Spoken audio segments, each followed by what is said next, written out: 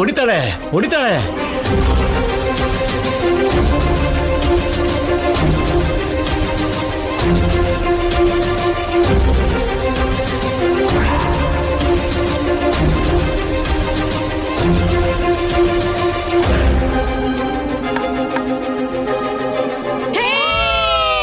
Yes! Yes! Yay!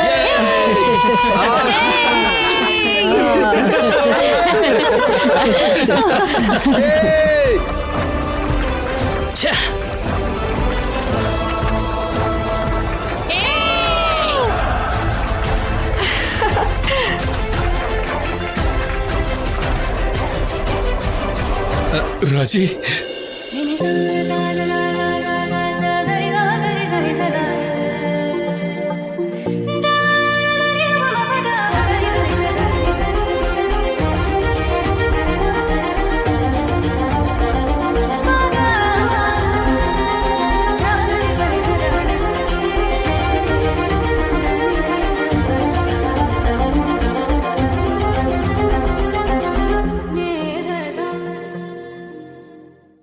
ರೂಮಲ್ಲಿ ಇದ್ದಿದ್ bag ನ ತಗೊಂಡ್ ಹೋದ್ರ? ಯಾರವ್ರು? ಇನ್ಕಮ್ ಟ್ಯಾಕ್ಸ್ ಆಫೀಸರ್ಸ್ ಅಮ್ಮ. ಇನ್ಕಮ್ ಟ್ಯಾಕ್ಸ್ ಆಫೀಸರ್ಸ್ ಆಗಿದ್ದಿದ್ರೆ ಮನೇಲಿರೋ ದುಡ್ಡನ್ನ ಬಿಟ್ಟು ಬರೀ ಆ ಬ್ಯಾಗ್ ನ ಯಾಕೆ ತಗೊಂಡ್ ಹೋಗ್ತಿದ್ರು? ಅವ್ರಿಗೆ ಅದೊಂದೇ ಬ್ಯಾಗ್ ಸಿಕ್ತು ಅಂತ ಹೇಳಿದ್ರು. ಇದಕ್ ಲೆಕ್ಕ ಇದ್ಯಾ ಅಂದ್ರು, ನಾವಿಲ್ಲ ಅಂದ್ವಿ. ಒಂದ್ ಅಗ್ರಿಮೆಂಟ್ ಮೇಲೆ ಸೈನ್ ಮಾಡಿಸಿ ತಗೊಂಡೋಗ್ಬಿಟ್ರು. ಅದ್ ಅಗ್ರಿಮೆಂಟ್ ಅಲ್ಲ ರೀ, ಬರೀ ಖಾಲಿ ಪೇಪರ್ ಅಮ್ಮ. ಇಲ್ಲಿ ಏನೇನೆಲ್ಲ ನಡೀತು ಅಂತ ಅನ್ನೋದಿಕ್ಕೆ ನೋಟ್ರಿ ಶಾಪ್ ಓಪನ್ ಇಲ್ಲ ಅಂತ ಹೋಗೋ ದಾರಿಲಿ ನೋಟ್ರಿ ಮಾಡ್ಕೊಂಡು ಹೋಗ್ತೀವಿ ಅಂತ ಹೇಳಿದ್ರು. ಏನ್ ಮಾತಾಡ್ತಾ ಇದ್ದೀರಾ ನೀವು? ನೋಟ್ರಿ ಏನು, ಖಾಲಿ ಪೇಪರ್ ಏನು, ಸೈನ್ ಏನು? ಅವರು ತುಂಬಾ ಫ್ರೆಂಡ್ಲಿ ಟೈಪ್ ಇದಾರಮ್ಮ. ಹೋಗುವಾಗ ಸೆಲ್ಫಿ ಕೂಡ ಕೊಟ್ರು ಗೊತ್ತಾ? ತೋರ್ಸಿ ನನ್ಗೆ. ನೋಡಮ್ಮ.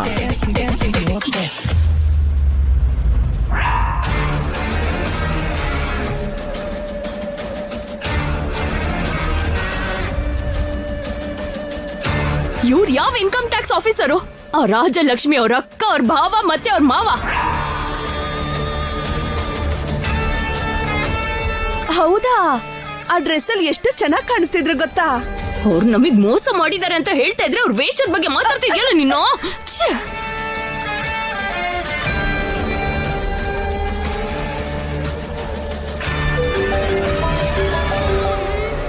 Rajalakshmi, congrats. Thank you sir. Hello. ಹಾಗೆ ಹೇಳ್ಬೇಡಿ ದೊಡ್ಡಪ್ಪ, ಈ ಜನರೇಷನ್ ಹೆಣ್ಮಕ್ಳಿಗೆ ಏನ್ ಬೇಕು ಅಂತ ನಿಮಗ್ ಚೆನ್ನಾಗ್ ಗೊತ್ತು.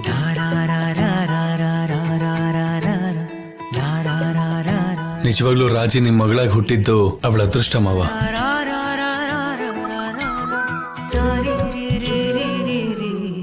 ಇದು ಖುಷಿ ಪಡ್ಬೇಕಾಗಿರೋ ಟೈಮು, ಎಂಜಾಯ್ ಮಾಡಿ. ರಾಜಿ ನನ್ ಸೋದ್ರ ಸೊಸೆ ಆದ್ಲೇ ಹೊರತು ನನ್ ಸೊಸೆ ಆಗ್ಲೇ ಇಲ್ಲ. ಆ ನೋವು ನನಗೆ ಯಾವತ್ತೂ ಇರತ್ತೆ. ಪದ್ಮಾ, ಈಗ ಅದನ್ ಮಾತಾಡೋ ಅವಶ್ಯಕತೆ ಇದೆಯಾ? ನನ್ ಕಣ್ಮುಂದೆ ಹೀಗ್ ಬೆಳೀತಾ ಇರುವಾಗ ಇವಳು ಹೊಟ್ಟೆಗೆ ಜಾಗದೆ ಇರತ್ತ ಆತ್ಗೆ? ಏನೇ ಇವಾಗ ಇರೋ ಸೊಸೆ ಜೊತೆ ಚೆನ್ನಾಗೇ ಇದೆಯಲ್ಲ. ತಮಾಷೆಗೆ ಹಾಗೆ ಹೇಳ್ದೆ ಕಣ್ರಿ. ನಿನ್ಗೆ ಯಾವಾಗ ತಮಾಷೆ ಮಾಡ್ಬೇಕು ಅಂತಾನೆ ಗೊತ್ತಿಲ್ಲ. ಅಯ್ಯಯ್ಯೋ, ಮನ್ಸಿನ ಮಾತು ಬಾಯಿಂದ ಆಚೆ ಬಂದ್ಬಿಡ್ತಲ್ಲ. ನನ್ ಸೊಸೆಗೇನು ದಂತದ ಗೊಂಬೆ. ಅಬ್ಬಬ್ಬಬ್ಬ, ಉಕ್ಕಿ ಹರಿತಾ ಇದೆ ಪ್ರೀತಿ. ಎಲ್ರೂ ಇಲ್ಲೇ ಮಾತಾಡ್ಕೊಂಡಿದ್ರೆ ಒಳಗಡೆ ಇರೋರು ಏನ್ ಅನ್ಕೋತಾರೆ? ಎಲ್ರೂ ಒಳಗ್ ಬನ್ನಿ. ತಂಗಮ್ಮ, ರಾಜಿ ಗೆದ್ದಿರೋ ಶುಭ ಸಂದರ್ಭದಲ್ಲಿ ನೀನು ಒಂದ್ ಒಳ್ಳೆ ಸ್ವೀಟ್ ಮಾಡಮ್ಮ. ಗೊತ್ತಿದೆಯಲ್ಲ, ಡಬಲ್ ಡಬಲ್ ಡಬಲ್ ಧಮಾಕ. ಹಾಗೆ ಆಗ್ಲಿ ಅಣ್ಣ. ಬನ್ನಿ ಬನ್ನಿ, ಎಲ್ಲ ಒಳಗಡೆ ಬನ್ನಿ. ಬನ್ನಿ ಎಲ್ರು. ನಡೀರಿ.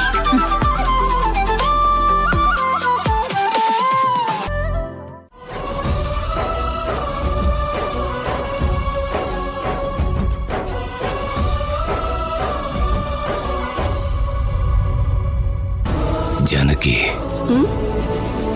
ಏನ್ರಿ? ರಾಜಿನ ನೋಡ್ತಿದ್ರೆ ತುಂಬಾ ಹೆಮ್ಮೆ ಆಗತ್ತೆ. ಹೆತ್ತ ಮಕ್ಕಳು ಏನಾದ್ರೂ ಸಾಧಿಸಿದ್ರೆ ಹೆತ್ತ ತಂದೆ ತಾಯಿಗೆ ಅದು ಹೆಮ್ಮೆ ವಿಷಯನೇ ಅಲ್ವಾ? ಆ ಮಕ್ಕಳು, ಮುಖ್ಯವಾಗಿ ಹೆಣ್ಮಗಳು ಸಾಧಿಸಬೇಕು ಅಂತಂದ್ರೆ ಎಲ್ಲದಕ್ಕಿಂತ ಮುಖ್ಯವಾಗಿ ತಂದೆ ತಾಯಿಯ ಪ್ರೋತ್ಸಾಹ ಇರಬೇಕು. ಆ ಪ್ರೋತ್ಸಾಹ ಇದ್ದಿದ್ರಿಂದನೇ ಗ್ರೌಂಡ್ ಅಲ್ಲಿ ಚೆನ್ನಾಗಿ ಆಟಾಡಿ ಇವತ್ತು ಹೆಮ್ಮೆ ತರೋ ಹಾಗೆ ಮಾಡಿದಾಳೆ. ಇಲ್ಲ ಜಾನಕಿ, ನಾನು ಅವಳಿಗೆ ಮುಂಚೆ ಪ್ರೋತ್ಸಾಹ ಕೊಡ್ಲಿಲ್ಲ.